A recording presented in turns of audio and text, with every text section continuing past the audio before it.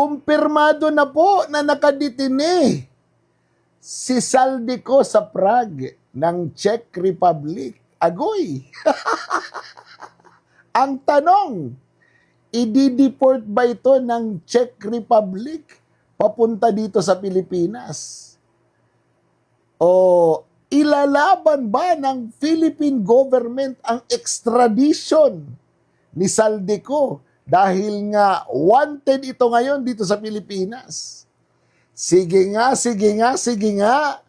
Hindi ba masakit sa ulo yan ngayon para sa Administrasyon Marcos?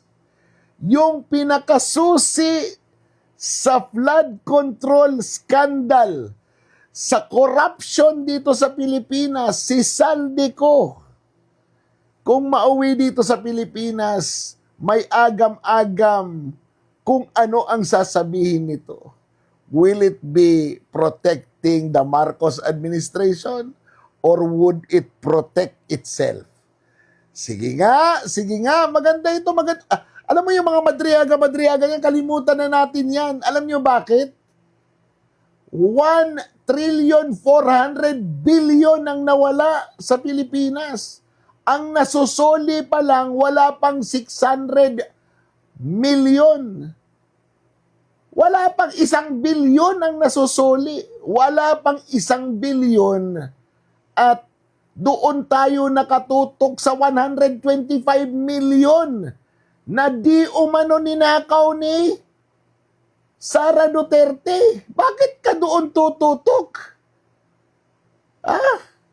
Yung 1.4 trillion, 1,000,000,000,000 at 400 billion. Hindi nyo papansinin yun. Ito na yung pagkakataon. Sana mga nagsasabing, panis na yung flood control. Hindi na yan yung bit. King ina ninyo. Yan ang bit. Yan ang problema ng Pilipinas. Iniiwan natin yung totoong problema dahil mga bayot kayo.